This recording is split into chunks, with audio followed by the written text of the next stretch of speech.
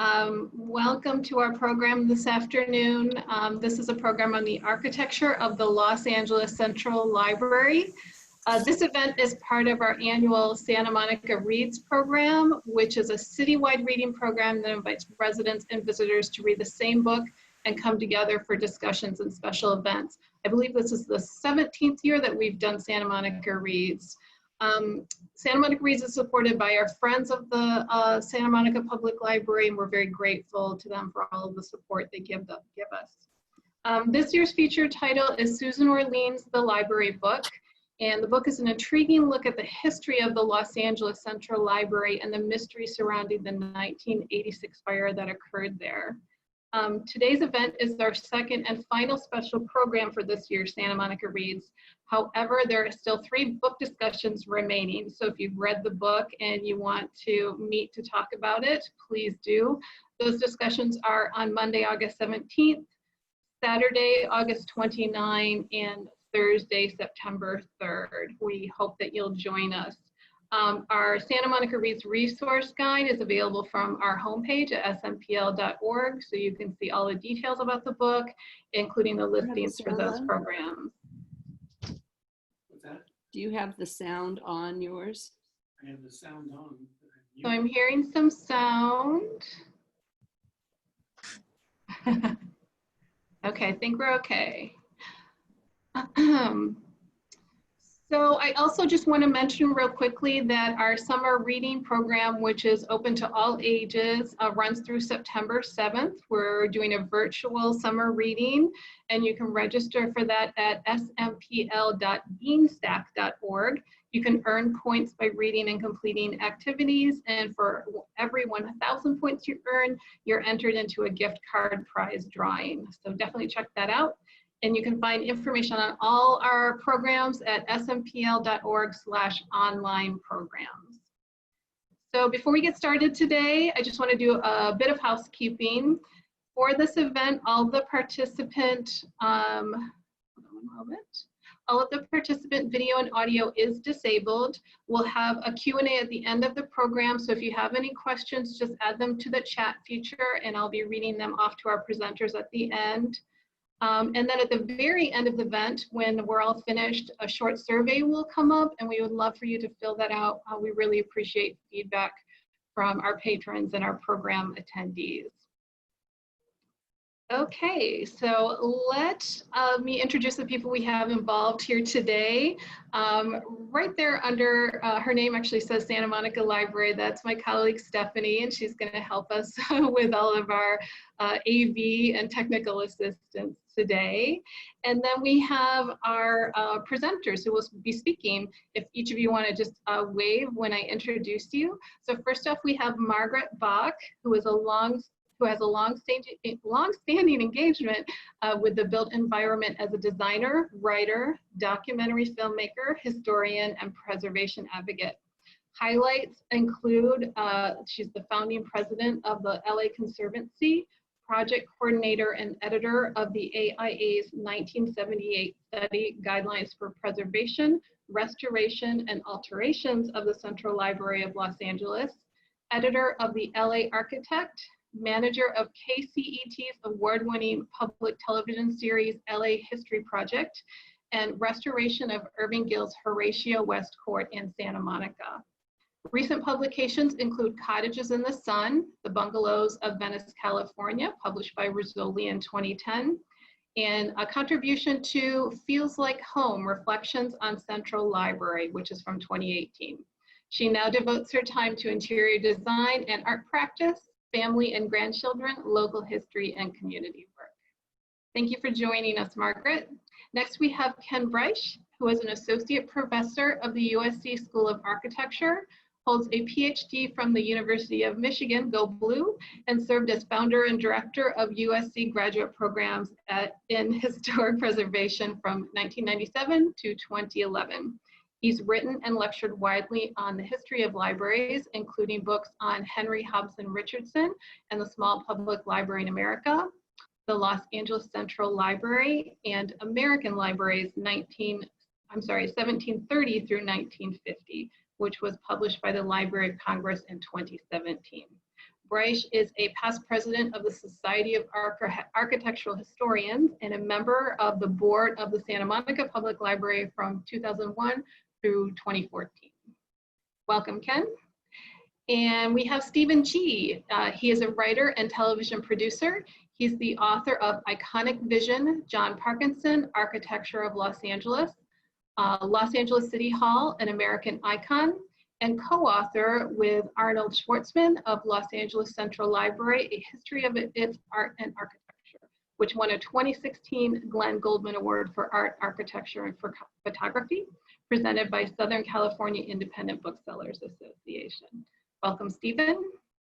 And finally, we have Eileen King. Eileen joined the Los Angeles Public Library as an art historian in 2001, where she serves as a subject specialist for the art and music department at Central Library.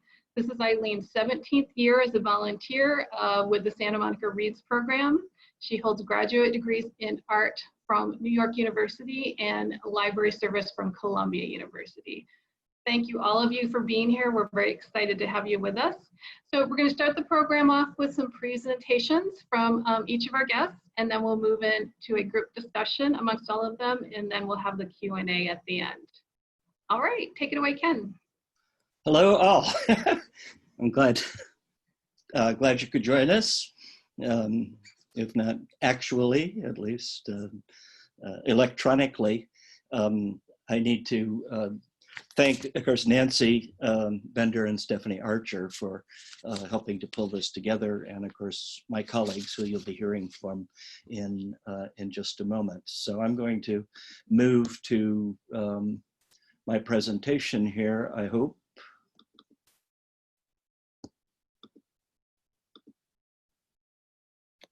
And I hope everyone can see that. Whoa, except that's not where I want to be.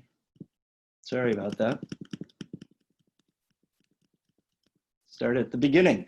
The Los Angeles Public Library actually dates back to 1872 when it was a library association, but it didn't really obtain a permanent home, the building that we know now as the Los Angeles Central Library, which was designed by Bertram Goodhue with Carlton Winslow Jr. or Sr. as his assistant. He also worked with Lee Oscar Lowry, who he had been working with, this is Goodhue, since the later part of the 19th century, and the philosopher Hartley Burr Alexander, who was a philosophy professor from the University of Nebraska. And of course, a key figure was Everett Robbins Perry, who became city librarian in 1911. Earlier, as I mentioned, it had a sort of peripatetic life. It was in the Downey block in downtown LA for a period of time. In 1889, it moved into the Los Angeles City Hall, which you could see here. And then what many people don't realize, it actually was in several department stores for a while, including the Hamburger department stores, which you can see here from 1908 to 1914. And then Perry engineered its move to the upper floors of the Metropolitan building in downtown LA. Here you can see it advertising itself to people on the street. In 1921, after much lobbying and actually begging to Andrew Carnegie, the citizens of LA finally approved $2.5 million in bonds to build a new central library and 6 branches. The following year, Perry and the board hired Bertram Goodhue, who began to present the board and the City Arts Commission with a series of proposals for the building. Initially, these were all in a very ornate Spanish colonial style, which you can see here, sometimes referred to as the Churrigueresque style. This wasn't a surprise and really reflects why Goodhue was chosen to design the building.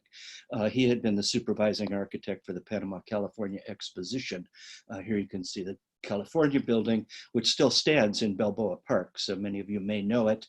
And you can see this elaborate sculptured facade designed in part by Goodhue and Lowry all produced in concrete. And Wow. this is clearly what the board expected from Goodhue. He was an expert on Spanish colonial revival architecture in Mexico. He had been an author of, along with several others, of a book on that architecture at the turn of the century. And so he continued to present a series of designs which went through some changes, becoming maybe a little bit more Baroque, but featuring a grand dome, as we saw at the Panama, California exposition, which was intended to be tiled and then culminate in the lantern, which you can see at the top here. Simultaneously, however, he and Lee Lowry were supervising the construction of the Nebraska State Capitol in Lincoln, Nebraska, as you can see here, in a somewhat different style. It's really a kind of stripped down classicism with some maybe Moorish or Byzantine details, with an elaborate sculptural program, which Lee Lowry was responsible for. As I say, they had been working together since the 19th century, primarily on Gothic revival buildings, which often featured a lot of sculptural ornament as well. As I say, Goodhue proposed a number of different designs for the building. The Arts Commission didn't really like many of them. And then at the last minute, literally in January 1924, he really switched gears and sent a painting as well as several drawings to the board, to the library board, for what would become the final design for the building, as you can see here. Really stripping away almost all of the ornament, although it still has an elaborate sculptural program, and replacing the dome with this sort of enigmatic pyramid, which still would feature a tiled surface with a sunburst, and then at the very apex of the building, actually a torch held by a hand, which represented the light of learning, based upon a program of iconography that was developed by Hartley Burr Alexander. Part of the reason for stripping the building down, as we just saw a second ago, was that because of budget, the building was constructed of concrete, one of the largest concrete constructions in the city at the time. In fact, the dome underneath the pyramid was the largest concrete pour up until that date, which took place in 1925, the mid-1920s. So that what really Goodhue was attempting to do was reflect the nature of the material, the concrete, which you can see here, which was covered with a stucco surface, but still represented sort of the geometric quality of concrete construction. Goodhue himself acknowledged that this would probably shock a lot of people, including some of his former colleagues who were living in LA. He wrote a letter to that effect, but then added that he thought it was a more dignified design, and then added further that the more dignity that can be injected into Los Angeles, the better. He was a New Englander and New Yorker through and through, I guess, but also had had some trouble in Iowa with the construction of the Capitol building there. In any case, the sculptural program that you see here was developed by Hartley Burr Alexander, revolving around this idea of the light of learning. This is the torch that was at the apex of the pyramid, replaced during the restoration, which Stephen will be talking about. It's now on the second floor of the library, where you can examine it a little bit more closely. Very interesting, because there's a serpent that actually encircles the wrist of the hand that holds the torch.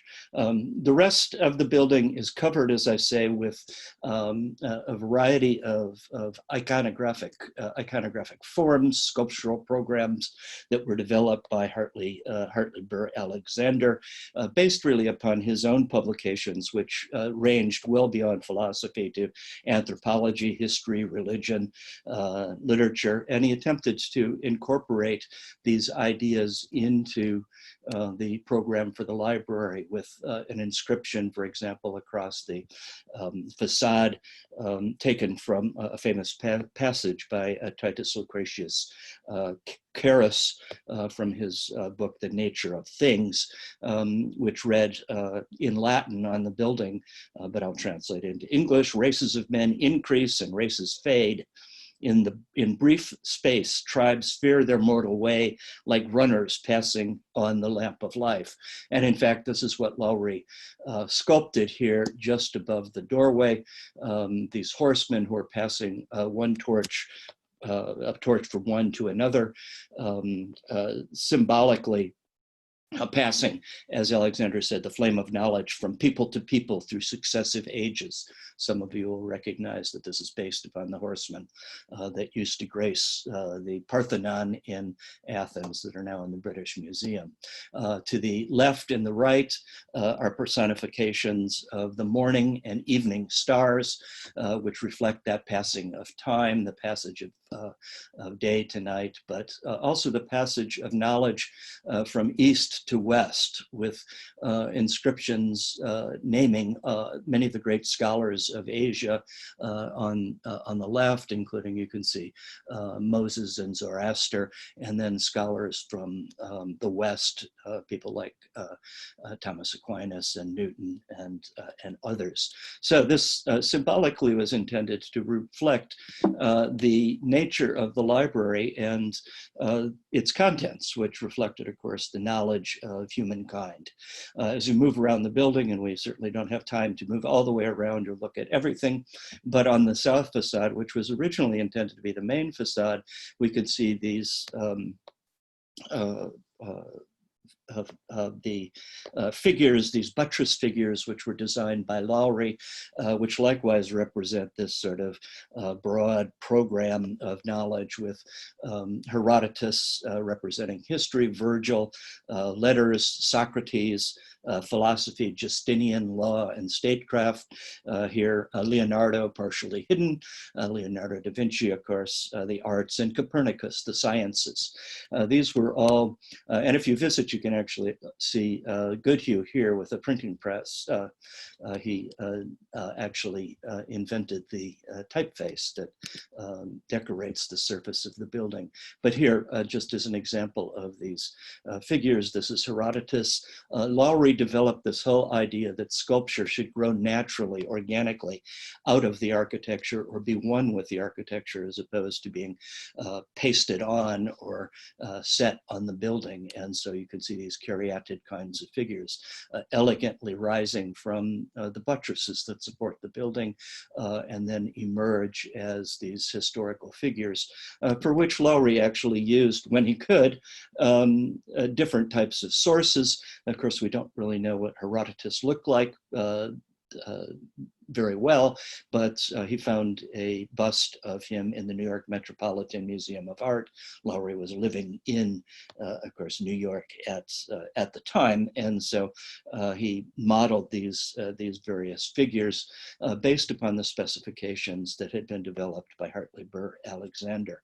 And then finally, all of this culminates, as I pointed out, with the light of learning, the torch at the apex of the building, and then beneath that, for those of you who haven't been in the library, and hopefully it will reopen one of these days again soon, is the great dome of what they call the rotunda, although it's not actually a round floor plan, with a representation really literally of the universe, which was painted by Julian Garnsey, a mural painter of the period, from which is hung, as you can see, this gigantic chandelier. It's 9 feet in diameter and weighs 2,000 pounds. It's made of bronze, with the central globe, which was cast by the Judson Art Company, still in business here in Los Angeles. Some of you may know their stained glass, and then a series of murals depicting a rather actually kind of racist history of Southern California, but it shows the arrival of people Anglo-Americans from the east, the Spanish from the south, but forms this magnificent, magnificent interior, which survived, as Stephen will be telling us, through a series of devastating fires. We are, as a result, very fortunate to still have this building with us. So with that, I will pass it on to Stephen.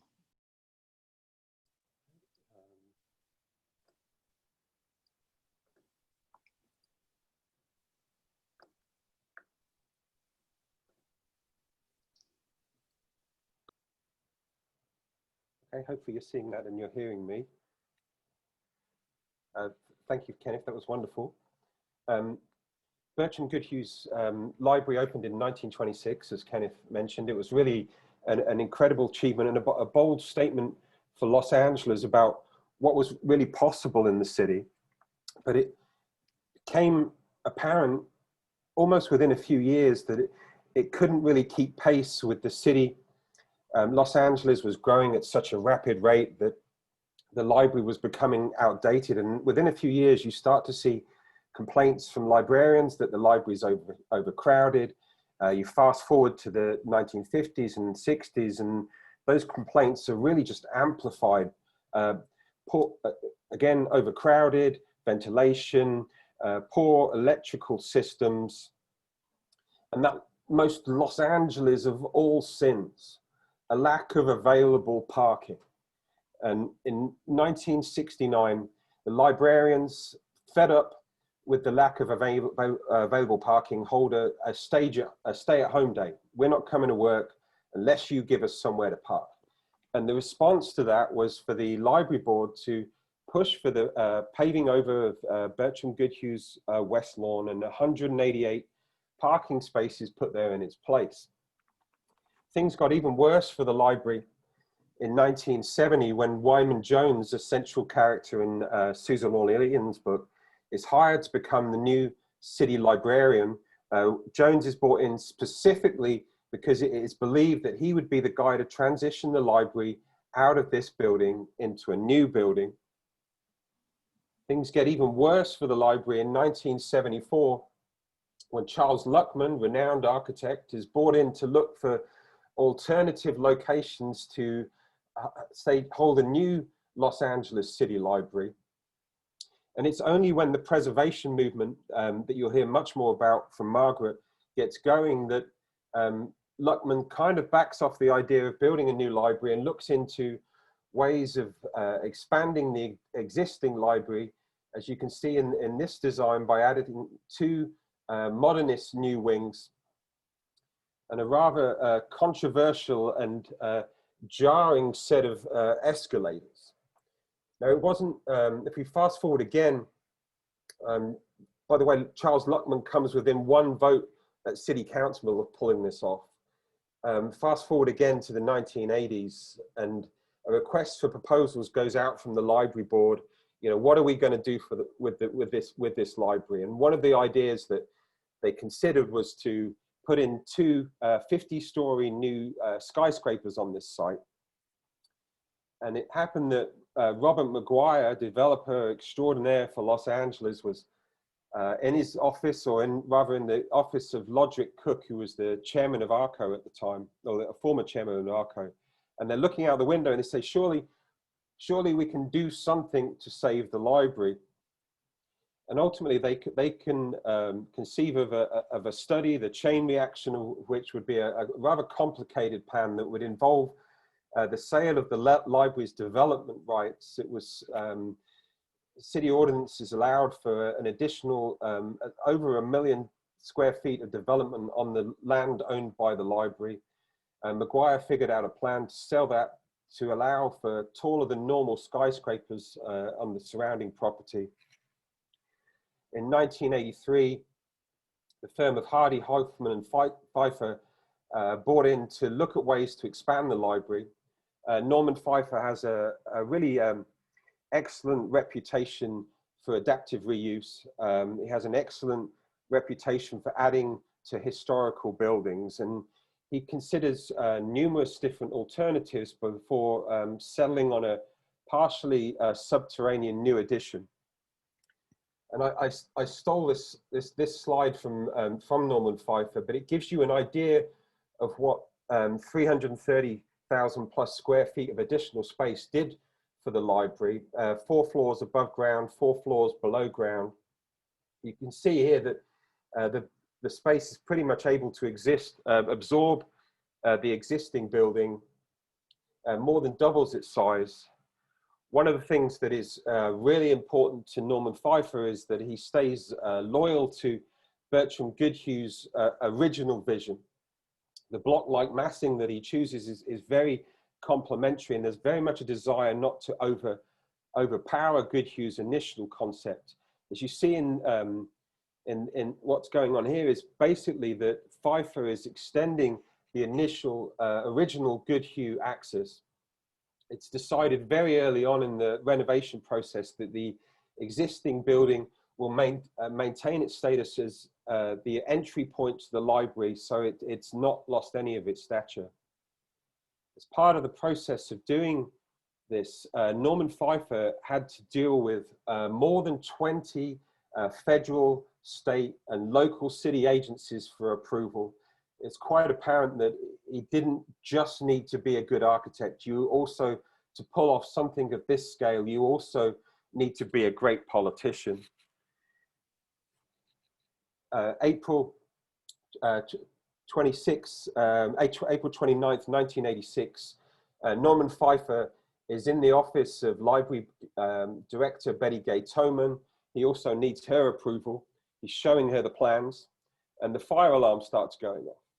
And the fire alarm keeps going off, and they ignore it, and the fire alarm keeps going off. And as you probably guessed if you've read Susan Orlean's book, that it was the beginning of the worst library fire in American history. 375,000 books destroyed, more than 700,000 were badly damaged. But looking back on this now, I think that the most significant thing that happened in the fire was that it really reminded people in the city that this building was the spiritual home of Los Angeles. I think if you were watching this building burn on the news, you realized that you were losing, or potentially losing, something very significant. And it was the fire was really a reminder of so many of the cross-generational experiences that happened inside these walls. One of the interesting stories that, and you're looking at a contemporary image now, but one of the interesting stories about the fire that I heard from Norman Pfeiffer was that there was so much gunk or pollution, city smoke, whatever you want to call it, that had built up on the Dean Cornwell's murals in the rotunda, that it actually provided a protective layer during the fire that prevented them becoming further smoke damaged. The building was damaged, obviously, the contents considerably, but Norman Pfeiffer was able to get back to work. A central feature of his design was the glass-roofed atrium, underneath which you find those beautiful cascading escalators.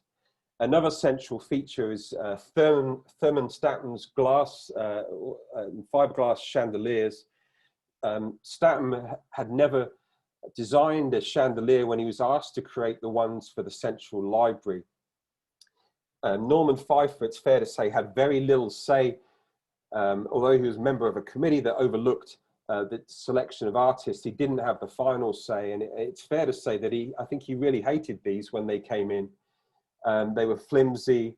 I spoke to Thurman Statham, and he said that he was so disappointed that nobody would look at him when he actually brought them in. And to give you an idea of how little the library itself got the concept of what Thurman Statham was trying to do, a few weeks after these were installed, somebody from the library rang up Thurman Statham and said, "Look, I'm really sorry, Mr. Statham, but somehow somebody has managed to graffiti the egg on one of your chandeliers." And he said, "Well, that's not possible." And then he thought about it for a while, and he said, "Oh no, actually that was me. I did that."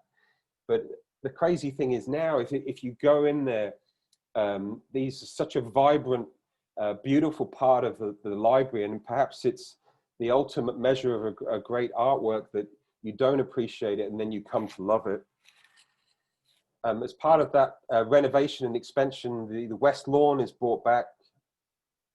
Larry Halperin, Campbell and Judd Fine come back in and bring back a Goodhue's original vision with some extra twists to it. Judd Fine comes up with a master plan similar to Bertram Goodhue's in many ways, in the sense that it embraces that idea that you should go around the building and be able to learn from it, read from it, understand it almost as if it is a book. And he calls that master plan Spine. If you go around the library, there are so many elements that you can learn from, even in the West Lawn. For example, the fountain is a tribute to the development of civil rights in the United States. The steps tell the history of text, the development of communication. The pools speak to the development of life as we know it, culminating in what Judd Fine saw as really the pinnacle of human existence, which is the female head. And then here we have his new well of scribes that replace the long missing Lee Laurie version, that it includes, if you look very, very closely, you won't be able to see it on this image, it is actually a map of significant library fires around the world. And I'll conclude there. I need to quickly thank Arnold Schwartzman, who got me involved in writing about the library.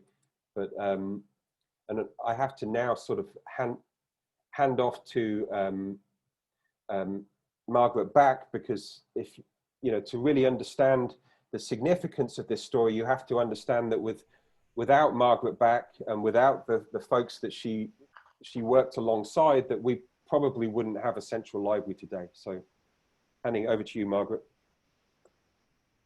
Thank you, Stephen. That was magnificent, and thank you, Ken, because what a great introduction, establishing the importance of the building, its history, the renovation, and bringing it back to life, and suggesting also how truly important the building is from the standpoint of a iconic civic landmark. I think really looking at this building, and I think it's been well established by Stephen and Ken, that this building is perhaps the most iconic, significant public buildings in the region. And yet, as you've heard, its fate was uncertain, tainted, threatened by its own functional inadequacies as the years went by, but also more importantly by civic attitudes and policies. The background to save the Central Library really has to go back several decades. And when it was originally built, the library was built for a staff of about 100 people and a collection of about 300,000. Well, 40 years later, staffing had grown to more than 400. And the building housed, or attempted to house, 1.25 million items. And then there was an important civic context as well.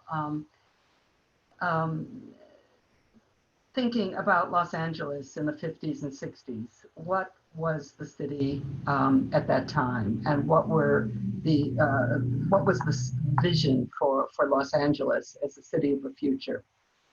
By the 1950s, and I will share a few images with you, even though I don't have a full presentation, such as you've seen from Stephen and Ken.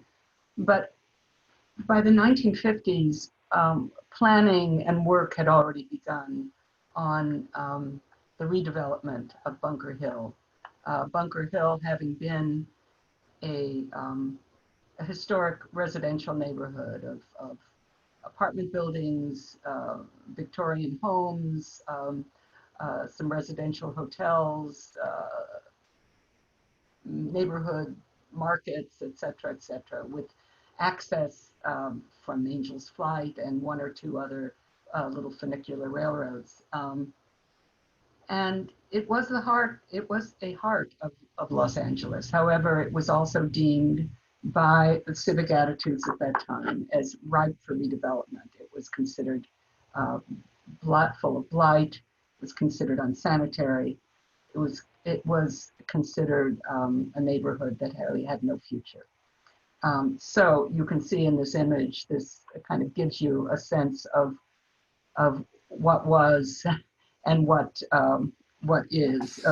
was in this photo, which I think was taken in 1969 after the kind of wholesale demolition of a significant part of downtown Los Angeles. And I believe for the most part, the civic attitude at that time, it was unquestioned. This impulse to urban renewal and designing the city of the future was not just something that was embraced in Los Angeles, but I think throughout the country and in major metropolitan areas. And this sort of also coincided with a kind of a cultural renaissance in Los Angeles, of the creation of major cultural institutions such as the Music Center, LACMA opening, relocating from its campus downtown as a sort of adjunct to the Natural History Museum and moved to the Mid-Wilshire location. So this, the 50s and the 60s was a time of civic aspiration, of looking ahead, of perhaps undervaluing or ignoring our architectural legacy. So there was a few other losses at that time that really, looking back on it now, we think about how those buildings might be valued today and perhaps saved. A building like the Richfield building, this sort of black and gold Art Deco masterpiece that sat on the site that the Arco Towers now rise on. In fact, I saw that that building was shown actually in one of Ken Breisch's images. That was demolished in the late 60s to make way for Arco Towers. Perhaps LA's most significant piece of residential architecture, the Dodge House, which was Irving Gill's masterpiece from 1916 and demolished in 1970. So these two demolitions kind of underscore, I think, the attitude and the lack of preservation consciousness in the city, despite the fact that the Dodge House particularly was there was a community effort to save it, but for very complicated reasons, it was not to be. Stephen mentioned the beginnings of the evaluation of what comes next, what happens to the library now that we've established its deficiencies. And in 1966, a report was done. It's known as the Green Report. I guess the cover was green, but that kind of set the stage, I think, for identifying the deficiencies of the Goodhue building, and it recommended demolition of the building and replacement at the same location. A single-story building, to I should mention, which somehow has an eerie echo in the new LACMA that, unfortunately, in my opinion, in my humble opinion, is now underway. John Weaver, the writer and civic commentator, wrote at that time, he said, City Hall is getting its guidance from people who earn their daily bread designing and building large buildings. Needless to say, they are all for tearing down the old and putting up the new, and library management is committed to the same policy. Well, the Green Report, as I mentioned, was 1966.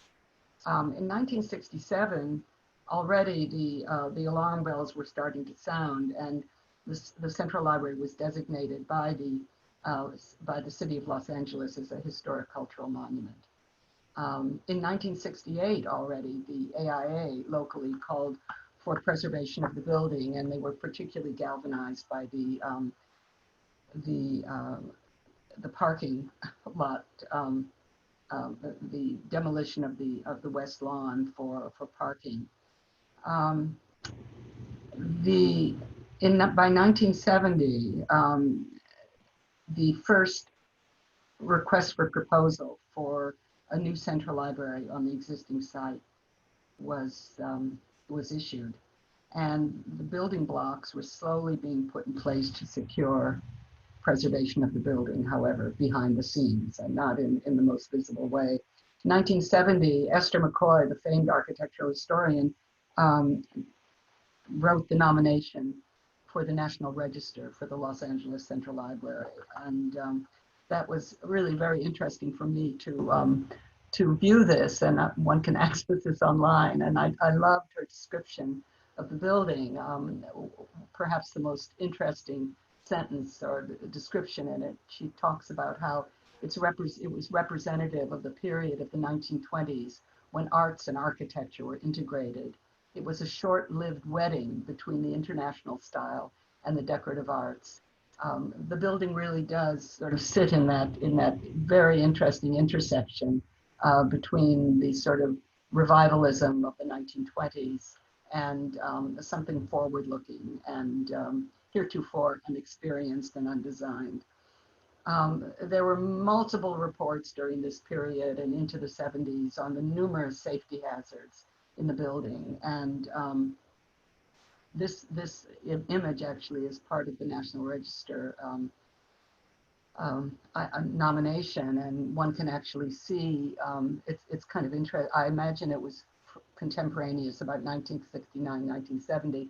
You can see actually in this lower corner, this site, it formerly held the Richfield building, but you can see already the preliminary work being done for the construction of the Arco Towers. So this was probably 1970. And here we see the library from a very high vantage point. Probably, it might have been the Union Bank building, I'm not certain. Part of the West Lawn had already been devoted to a parking lot, and then subsequently in this actually must have been a 68, 69 image just before all of the West Lawn was devoted to demolition, was demolished for parking.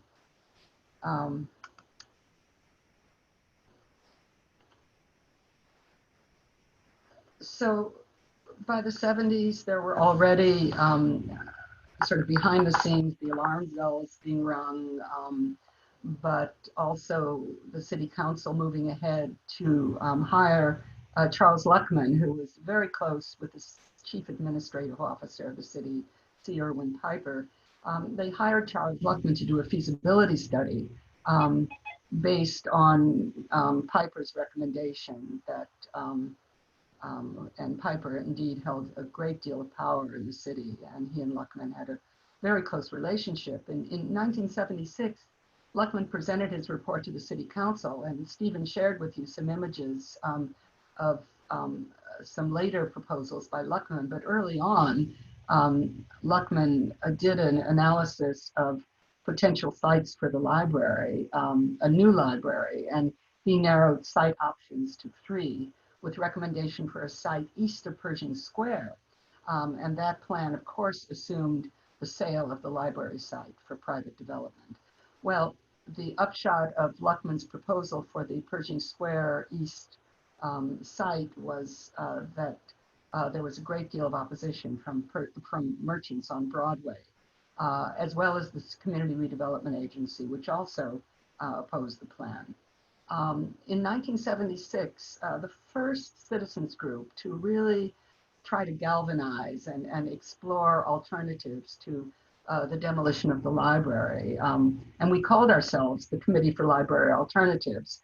And John Weaver, whom I mentioned earlier, was kind of a driving force there. I was sort of the nominal coordinator, but John was very interested in exploring alternatives that perhaps there might be an ability to retain the Goodhue building as a downtown branch and create a central library with a great deal of storage facilities off-site.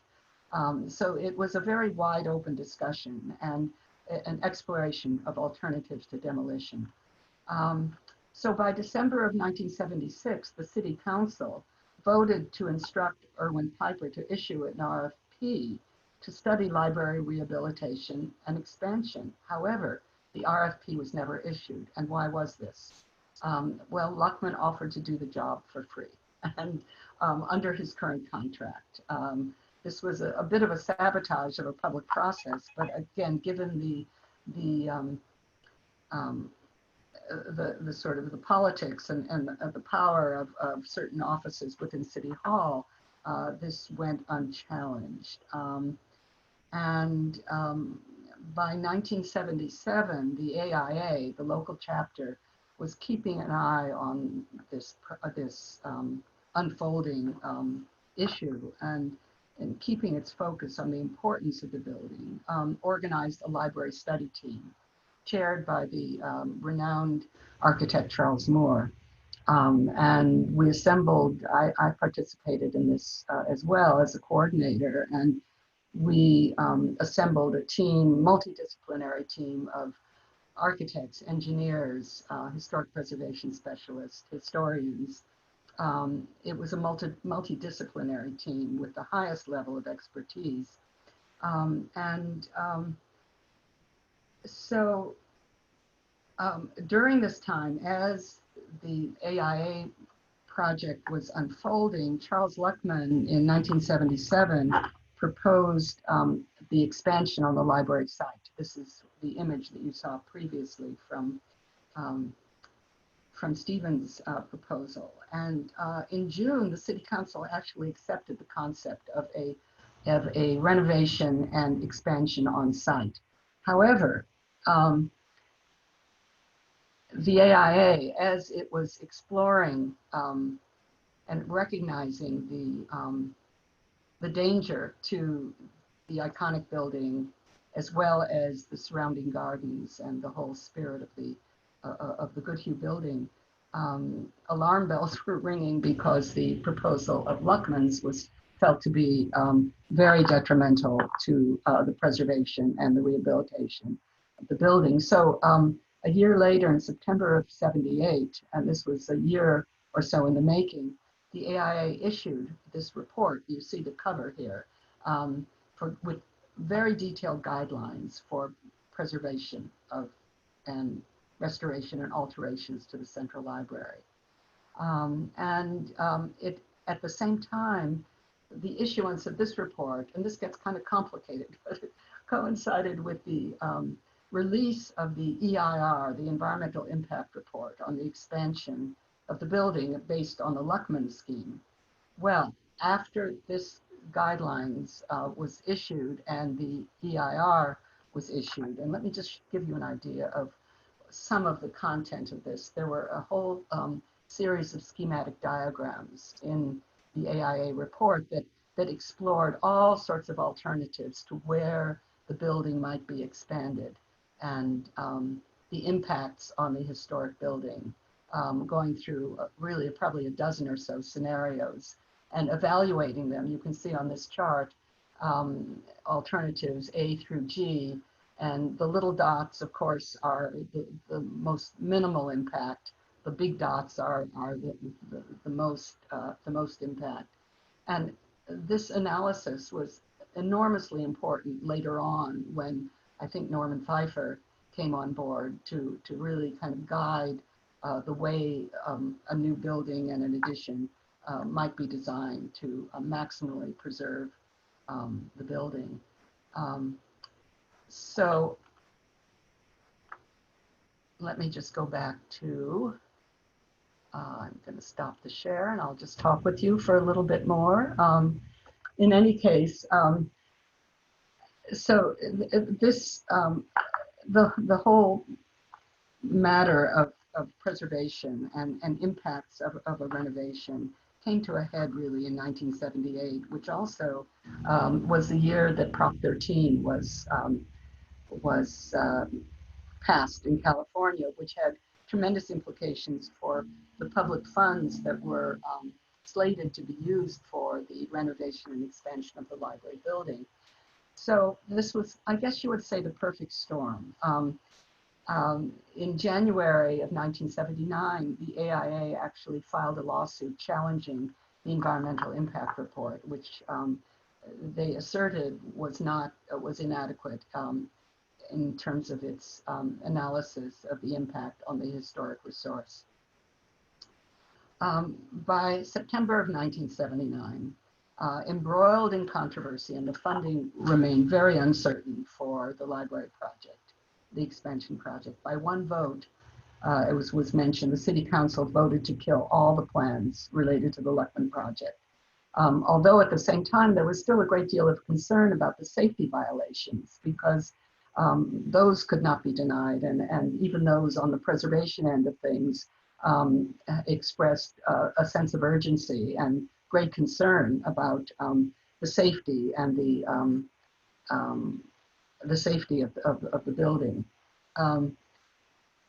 Well, by 1981, there was an attempt to get the project back on track. A new RFP was issued to trade development rights on the library side to a private developer in exchange for a new central library elsewhere. Now, of course, that again assumed demolition of the building. The RFP was drafted without any consultation to the AIA, the LA Conservancy, and even downtown business interests. It was ultimately defeated, but narrowly, at the city council. And by this time, new players had emerged, and Stephen references them. Downtown leaders such as Robert Anderson of ARCO, real estate developer Rob McGuire, Lod Cook, also of ARCO, the LA Conservancy, which had been founded 3 years prior to that, really on the issue of the library. That was the catalyst really for the emergence of the Conservancy as the first organized voice for preservation in Los Angeles. The Central City Association. All of these elements and these constituencies came together in a rare moment of consensus in Los Angeles. It was quite an exciting time. The CRA was very much part of this team, and between the CRA and Rob McGuire and other players, developed a very creative financing plan for the building, which, as Stephen mentioned, involved the transfer of development rights, and that allowed the building to, the library to remain in its building in an expanded, renovated building.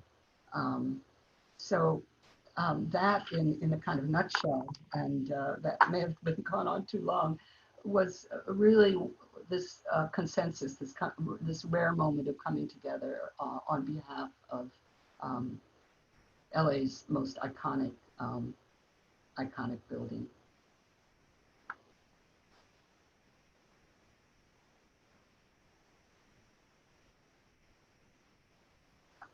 Thank you so much, Margaret. Okay, let's go on to Eileen now. Hi, good afternoon, everyone. Thank you, Nancy, for your introduction, Ken, Stephen, and Margaret for your very fine remarks, and to Susan and Annette many years ago for bringing me into the process of the Citywide Reads program. That's what we called it then, now Santa Monica Reads. So thank you, Susan, as well. In my presentation, I'm going to talk about the influence of working in the Goodhue building on my work. And a few words come to mind. We have up on the screen that first image that some of my other colleagues have shown of a sketch from Goodhue's office around 1924 of what the library and the gardens around it might look like. I come to my practice as an art librarian with roots in both academic and studio experience. And the words that come to mind in my work: scribe, lead, space, and light. I work, of course, at the Los Angeles Central Library. And every day, Goodhue's building prepares me to engage with many people in a manner that draws me into their inquiry, and together we form a vision for their journey forward with whatever research they're doing. So in the morning light, when I come to the library, I enter the garden designed by landscape architect Halprin and his collaborators, with the principal feature and an axis metaphorically representing the spine of the book that Stephen alluded to. As a scribe, I see the steps leading to the terraces that run from Flower Street all the way to the facade of the building, the west facade of the building, as references to the writers and mathematicians and philosophers that have built a culture in our world. Here, the reflecting pools, the wells and their fountains, bearing the words bright, lucid, and clear, and the extended north-south access affords seating in the garden by shaded trees, almost originally, I think, in Goodhue's plan of cypress and now camellias and ironwood added to that garden. I think that Halprin's garden remains a 20th century blended garden, and it mercifully replaced the parking lot that preceded it. From Flower Street, I see, just a second because I don't see the slides advancing. Nancy, do you have your slides up?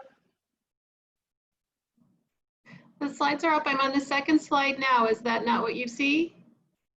Yes, go ahead, one more.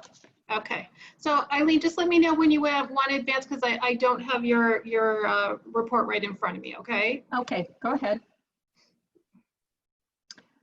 So in the morning, this is the garden that I enter from Flower Street.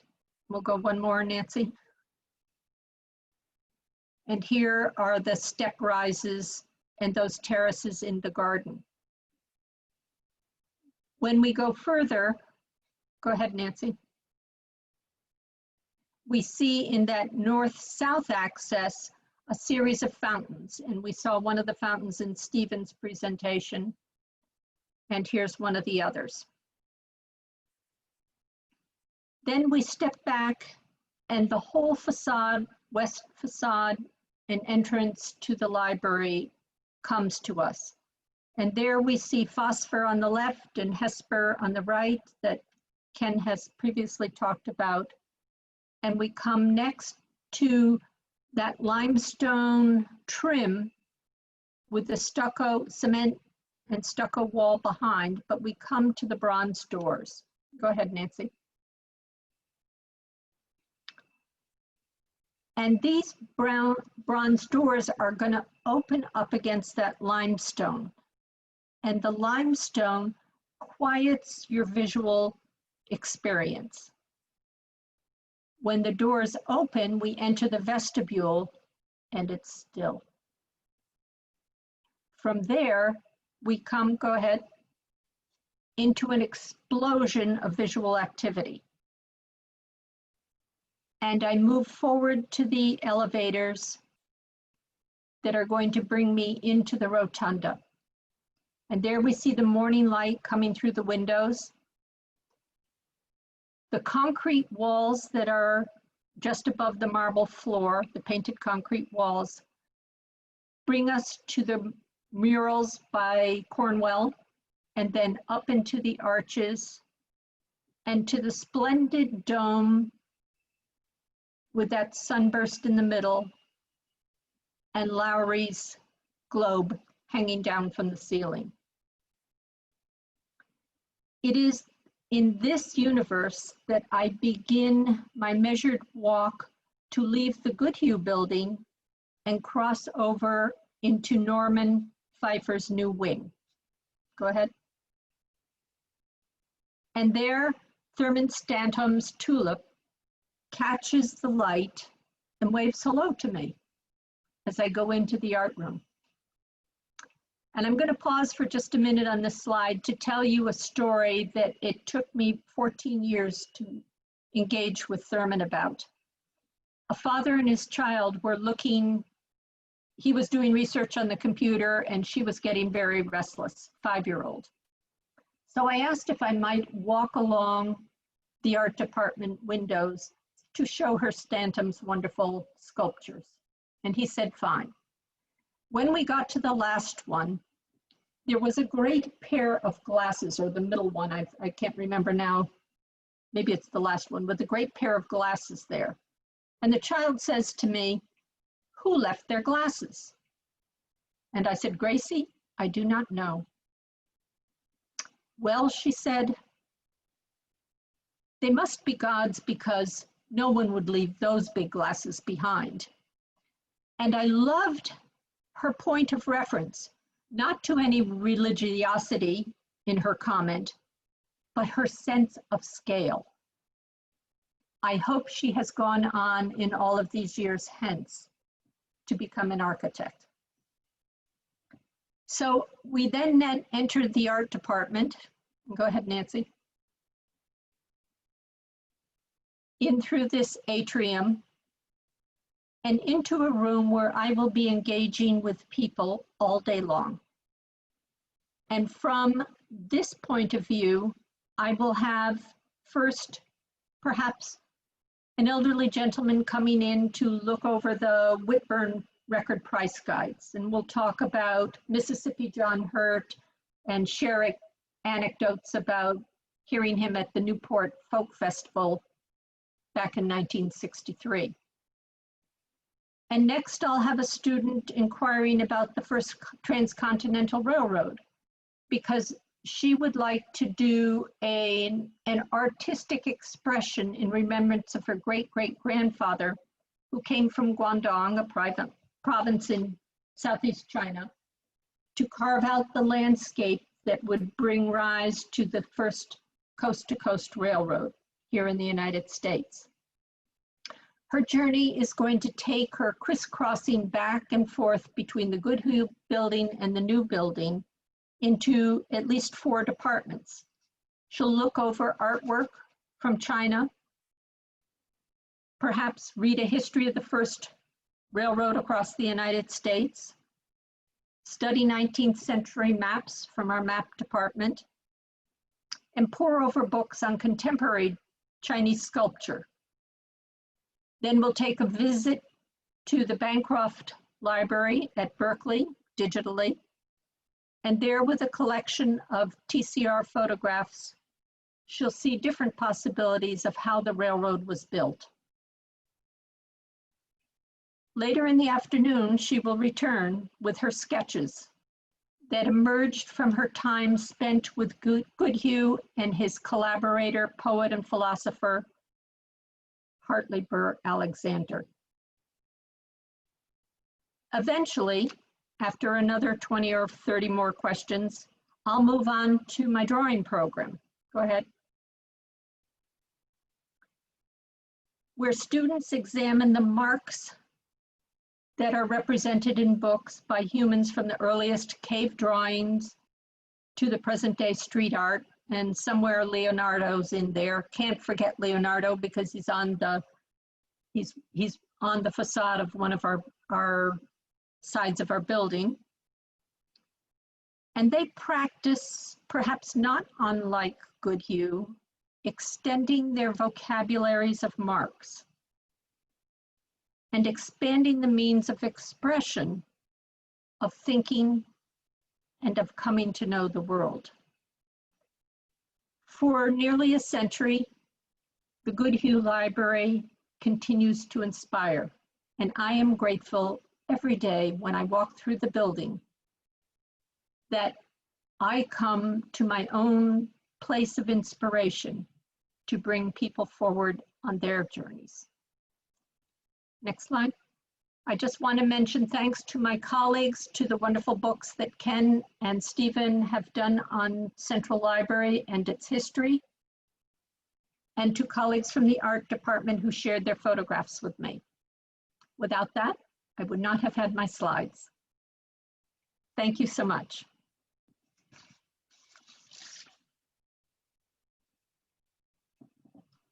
Thanks so much, Eileen. Okay, Margaret and Stephen and Ken, do you want to come back and we can have a discussion? I'm here. Excellent. So everyone else, if you want to enter questions into the chat, we'll move on to those in a couple of minutes. But I wanted to give our panelists an opportunity to talk amongst themselves. Those were great presentations and all very different. And sorry, just where am I? There I am. All very different and unique. So go ahead and chat if you'd like. And I would like to just say something. Thank you, Eileen. That was just a beautiful series of thoughts and feelings about what the library, what that building inspires in you and in your work and in the users of the building. And it really speaks to this program, this wonderfully rich integration of art and architecture and philosophy and cultural history that the building embodies. And that to me is one of the reasons the building was so important, I think, to the community, and why Angelenos ultimately were able and willing to rally around the preservation of this building. It meant something. The building embodies meaning, and it's full of meaning. And I think Eileen's discussion really underscores that unique aspect of the building. So I'm appreciative. Thank you. Eileen, I was just curious what you miss most about the library. You mean in our present situation? Yep. Yes, the people. I do have the fortunate situation to go into the library every other week, and I still come through the garden, go up into the rotunda, stand there to be inspired before I move over, cross over to the new wing and begin my work.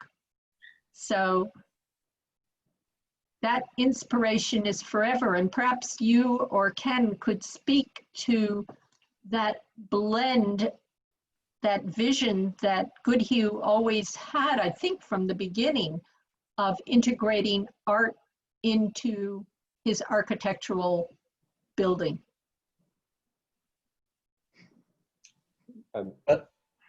Stephen?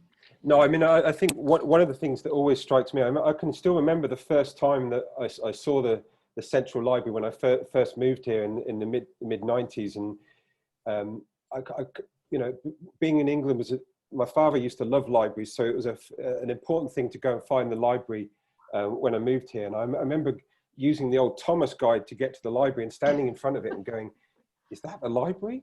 Is that building really the library? And I think, you know, what Bertram Goodhue's vision was, and I think he said this exactly, was that you should go, he wanted people to come along and then scratch their heads, but not scratch their heads and give up. And I often think back and think that that's exactly what he did to me, you know, 20 years before I even got interested in the history of the building. But it was to scratch your head and explore the building and create enough decoration and things that were interesting that would draw you in. And you know, I still feel that you can still explore it as a book. You never really get bored of looking at all the different craftsmanship that went into creating it. So Ken, I'll hand it to you. Okay.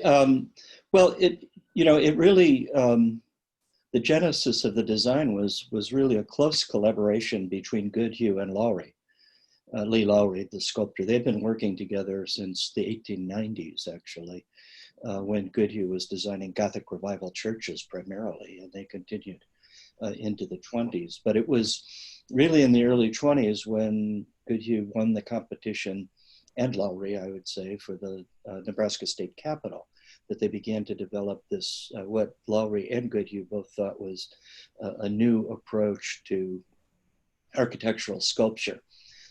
And Lowry talks about that at length, where sculpture typically at that time, and for the most part earlier, had not been an integral part of the architecture itself. It didn't grow naturally out of the architecture.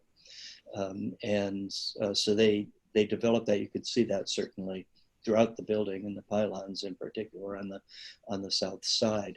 And there's a little I think note by Lowry at the Library of Congress where he's talking about his office just being a few blocks away from Goodhue's in New York, and Goodhue would call him over to look at the drawings. And if you look at those drawings closely, which we didn't have time to do, you can see that all of those sculptural figures, for example, are just generic. Herodotus and Copernicus, etc.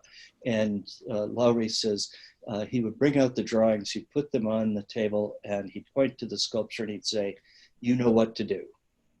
And I think that's part of the magic of that building. Additionally, it's very unusual, extremely unusual at this point in time, that sculpture was actually sculpted in situ, meaning on the building itself. Eileen, you mentioned the limestone that was embedded in the concrete so that the sculpture could be sculpted there. But what Lowry did is he developed 1/3 scale models, maquettes in New York out of plaster. Well, he would sculpt them, then cast them in plaster, send them to LA where they'd be hoisted up onto the scaffolding, and then the sculptors would use those as models for the actual sculpture, which they would sculpt into the limestone, which was already set in the building.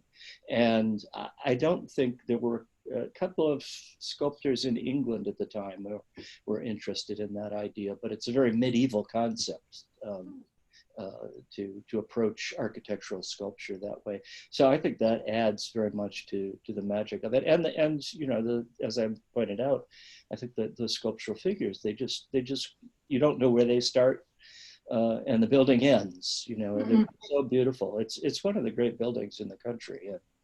I think hasn't gotten quite the notoriety that it should, probably because it's on the West Coast, and up until the last 3 decades or so, nobody looked at the West Coast, unless it was something Frank Lloyd Wright did.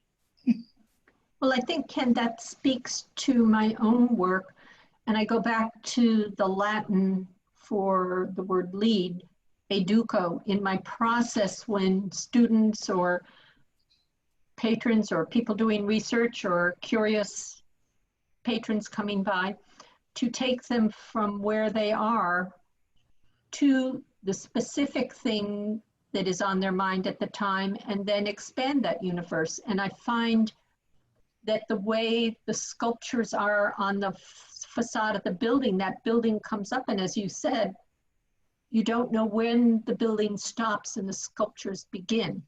And that's the same process that our students go through, trying to find their way to looking at the collected knowledge that we have in this wonderful library. And Margaret, coming back to you about the 300,000 or books that were in the library at Central Library before the expansion, in the art department alone, I have 300,000 items. So it's grown exponentially. Well, that's an insight into the challenge of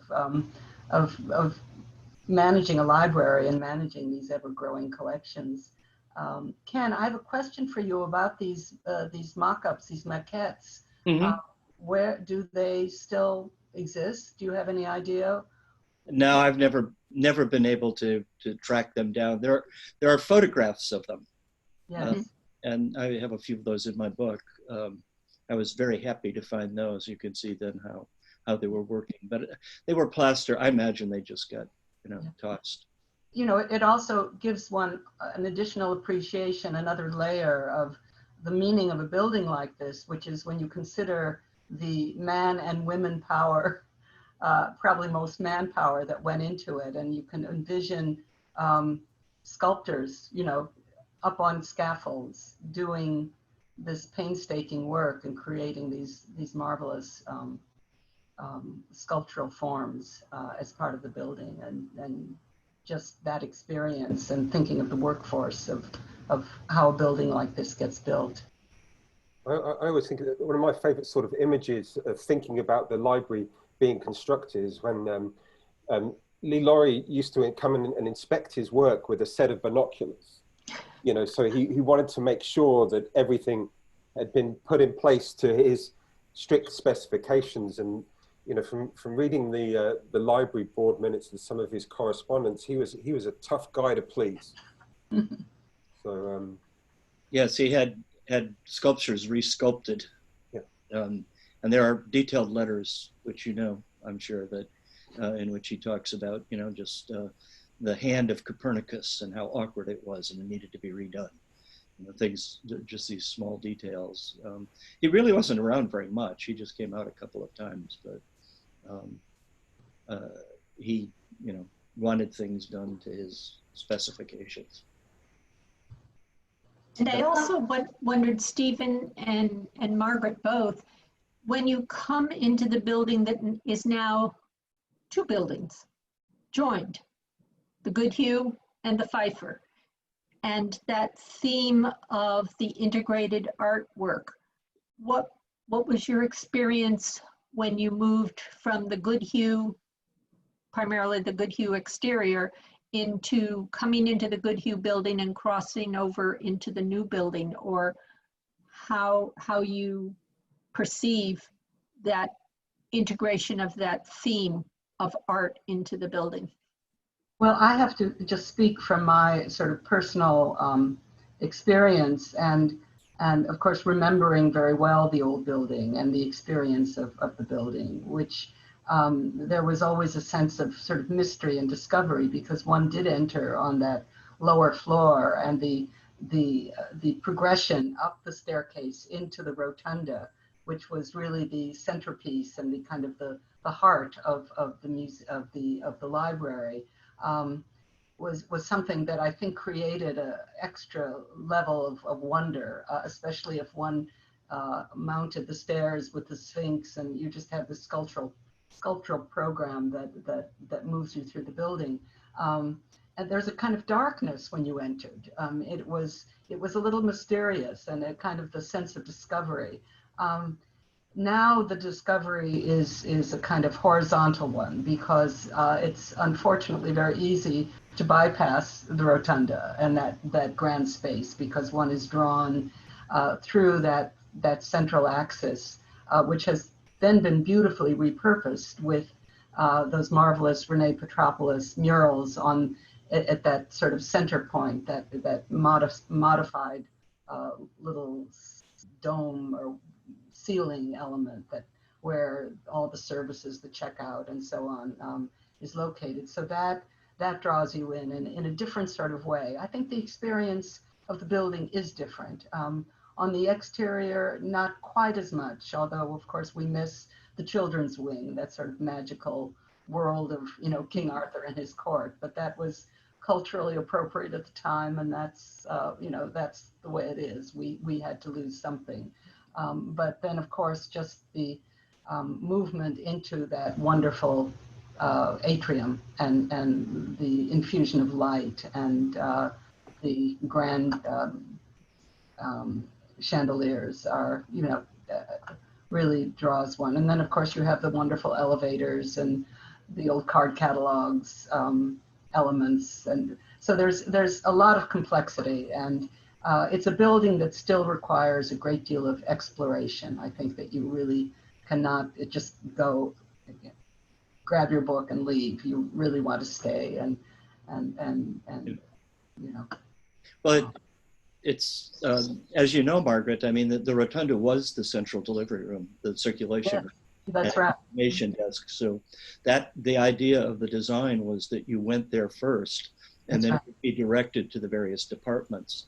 And in fact, in the original concept Goodhue had, the main entry would have been across a bridge from Bunker Hill, directly into the rotunda. That's right. But they ran out of money. Yes. It was going to cost $50,000 more, and so they nixed that idea.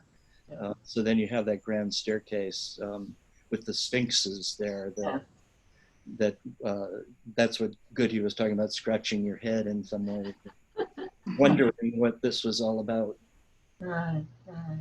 Hey everyone, we're running a little bit long, so I'm wondering if it would be okay if I could kind of fold our questions into the conversation that you're having at this point. Definitely. Okay, great. So the first question that we had is from Chris, and Chris asks, what was the surrounding neighborhood like when the library was first built? Well, I can answer that, I think. The Biltmore Hotel had just been completed, as was the California Club. Just about the same time. There was, to the west, though, just sort of industrial district, small industry and warehouses. And then Bunker Hill, they actually carved out Fifth Street because Bunker Hill actually would have flowed right down into the library. So there really wasn't, it was on the edge of town in some ways, although there was the commercial district a little further, the furniture district a little further down to the south. But it was just being built up at the time, so it was one of a group of buildings that were quite new at that moment in time. I think also that, what was kind of interesting at this period is that Los Angeles back then would have looked much like any other American city at the time. And to a certain extent, having this incredibly inventive library positioned in the center of it was such a bold statement that Los Angeles is almost a place where, this kind of experimental, or not necessarily experimental, but advanced architecture was possible, where this idea even that Los Angeles was a place that could embrace a building like this. And certainly the Central Library looked nothing like anything that had been built in that area up until that point. Well, yeah, and I think one also has to remember that the 20s was also a rich period for residential architecture in Los Angeles. I mean, even beginning earlier in the century, the teens, the aughts and the teens with, the green and green, Irving Gill, the European expats, starting with, Schindler and Neutra. I mean, it was a place of a great deal of architectural experimentation, and there was a kind of avant-garde aspect to it. Not that impacted so much the downtown area, but one has to think of sort of the larger cultural context of Los Angeles at the time, and there was a heck of a lot going on.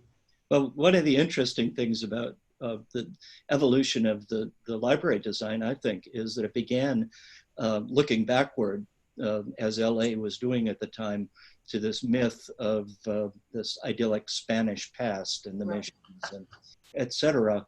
And it opens in 26, and it's just at that moment in time when you're getting, well, shortly after that, the new City Hall, Wilshire Bullocks, and the kind of imagery. There's a great image in the LA Times New Year's Day, I think 1927, New Year's Eve, with a Spanish sort of woman looking at the city of the future, which is what they're calling it. And so I think it's just at that moment that Los Angeles reinvents itself, or is beginning to. It doesn't do it automatically or instantaneously, but it had been built on this mythology of the Spanish past. And in the late 20s, it begins to re-advertise itself as the city of the future. And you get this also shift, in terms of LA had been looking east towards the Southwest. It was actually considered a Southwestern city for a long time. Look at the Southwest Museum. And all of a sudden it shifts and starts to look to the West, to the Pacific. And that, of course, is the arc of the history of LA subsequently in terms of becoming a major metropolis on the Pacific Rim. So I think the library is interestingly situated right at that moment of shift in terms of a self-image of the city.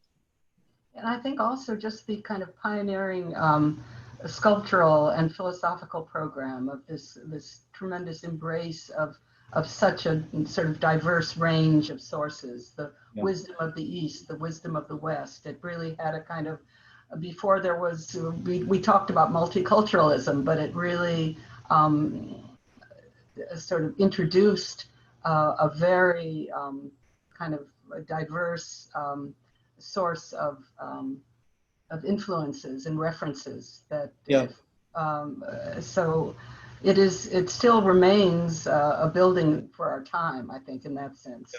Yeah, no, it's interesting in such a racist era that the scholars of the East, you have Hindus and Taoists and Muslims, Islamic scholars, Japanese scholars, and that all came out of the strange brain of Hartley Burr Alexander, who was an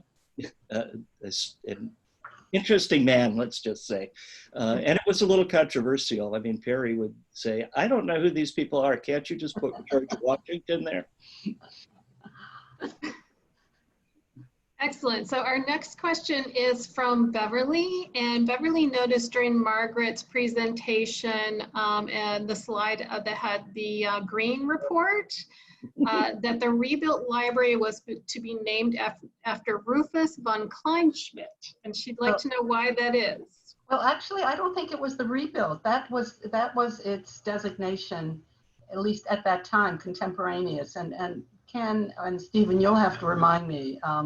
Was he originally, before he moved over to USC, and we know a lot about what happened then, he was he not the librarian, the city librarian?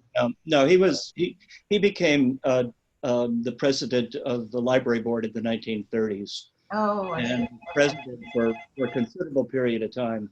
Mm-hmm. And so I'm not sure, it was probably in the 40s or 50s, maybe Eileen, or maybe Stephen, when that building was renamed for him. And I don't know if there are plans to now. Is it still called the von Kleinschmidt? No, it's Richard Beard. Richard Reardon. Yeah. Oh, okay, right. Yeah. Thank goodness. So even that was controversial at the time. Well, Marlborough could have paid for the building or whatever. Yeah. Yes, well, so we don't have to struggle with the eugenic philosophy of Rufus von Kleinschmidt. That's a good thing. So our next question is from Vicky. She asked what caused the fire?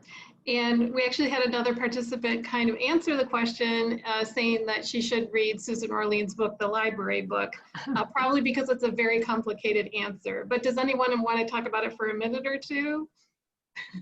I mean, it is a very complicated answer, and that's one of the great things that makes Susan Orlean's book so interesting, that there's so many alternatives. But Harry Peake was the obvious suggestion for starting the fire, but it's inconclusive. But I don't want to spoil her book if you plan on reading it. I agree. It's inconclusive. I don't think it's conclusive at all. Yeah. Our next question is from Patty. Patty says, I find it quite inspiring that it was saving this building that inspired the LA Conservancy and all of the buildings that have been saved since. So not really a question, but a comment. Did you want to comment about that at all, Margaret? Thank you, Patty. Indeed, the building really was the coming together, the diverse people, organizations that came together to save the library was also the catalyst for the founding of the LA Conservancy. It was really a time when those of us who were sort of relatively young at that time and idealistic, and maybe had just come off the protests for the Vietnam War and for many other sort of social movements of the time, but who were also very deeply interested in urban history and recognized the tremendous richness of architecture and culture in Los Angeles. There was no organized voice to really advocate for historic architecture. And we were galvanized by the fight to save the Central Library. So in the midst of this complicated chronology that I tried to outline, I hope without too much garble and too much inaccuracy, in 1978, the Conservancy was officially established and has gone on really to become the largest city-based historic preservation organization in the country. So it's a sort of testament to the level of interest and commitment, I think, on the part of Angelenos about their built environment.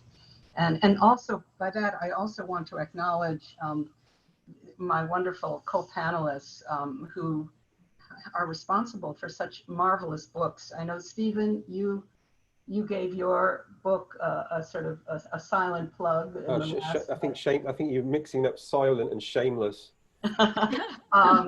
But there's Stephen's marvelous book called The Los Angeles Central Library, A History of Its Art and Architecture. Ken's extraordinary study, published by the Getty. I'm holding it. This is sort of show and tell, Zoom show and tell. Ken's book with the very creative title, The Los Angeles Central Library, Building an Architectural Icon, 1872 to 1933. Well worth your time. I mean, the level of detail, but it reads, it's wonderful, as is Stephen's book. So I'd like to just put in a plug for these two marvelous volumes, which are actually available at the Santa Monica Public Library. Indeed. In your current library. Thank you. Another one that was published just a couple years ago called Feels Like Home was published by Photo Friends. Yep. That are based at the Central Library. And it's a wonderful collection of essays about the building. And this is on the 25th anniversary of its reopening, which was celebrated in 1973. So 2018 was that celebration.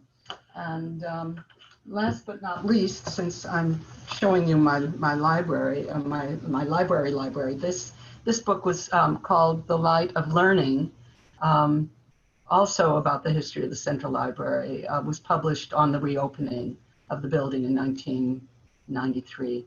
Available not at Santa Monica, but LA Public Library has many, many copies, as it does, as Feels Like Home as well. This is available on, you can purchase it online very reasonably, and proceeds support Photo Friends. That's great. Thank you, Margaret. So we have one last question, and this is probably a good one for Eileen. This is a question from Susan. She asks, are there any changes being made to the interior space of the Central Library because of COVID-19 social distancing? Yes, indeed. At present, those changes are what we would call temporary. But we are moving so that the space in which we work and the number of people coming into the libraries, into Central Library spaces and subject departments. I come in with a team only of 5 people, and I have a very large department. So we each are in different rooms of the art department, either the workroom or orchestrations or out on the main reference floor or the reading room. And those spaces are inhabited only by one person. Also, all of the floors in the library have this little blue tape on the floor.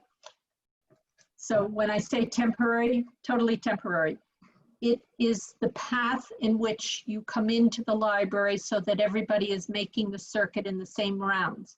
It has 2 wonderful purposes. First of all, it safeguards our health, and second, you get exercise during the day. Because every time you're moving around on that circuit and coming full circle again back to the beginning. So those are temporary. On the long-term changes, yes, we are now drafting and have been drafting for some time this year, in 2020, changes to the departments that would bring a more permanent kind of interaction with the public.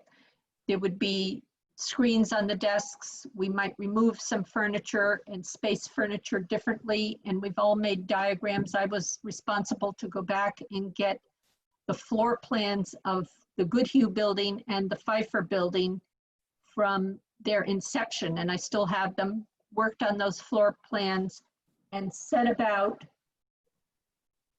creating an interactive module so that staff in all of the departments could lay out the floor plan of their department and come up with ideas involving all of the staff in finding ways to keep us safer and healthier. So those are on a more permanent, ongoing basis. And Eileen, I'll just mention, and you can tell us a little bit more about how it is at LAPL. You know, in Santa Monica now we're offering curbside pickup at our main library and our Pico branch library to help get materials to the public during this time. And I know that you started it, or you were about to start it. Do you want to talk a minute about which locations or how many locations have that in your libraries right now? Yes, we have 72 branches in the main library, and 20 of those are what we call library to go. You can look at the online catalog, determine, you can either call in or email in your request of what books you need and pick one of those 20 libraries for your pickup. Then a staff member will call and engage and set up an appointment with you so that you can come curbside and they will pop them into your trunk. And Santa Monica does the same. Yes. And people are loving it. It's very popular. Way popular. Yes, yes. Okay, well, I think we should probably wrap up. That was an amazing conversation. I want to thank all of the panelists today and also my colleague Stephanie for helping out. And I also want to thank the Friends of the Santa Monica Public Library who supports this program. I'm going to just put in the chat here their URL if you're interested in joining our friends. And thank you everyone for attending. Like I mentioned at the top, there's a survey when you log off, so please fill out a survey and let us know what you think. So thanks again, everyone who spoke today. Thank you. All right, bye-bye. Bye.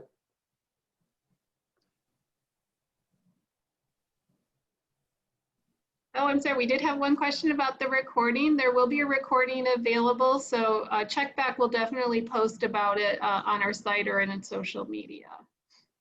Thanks.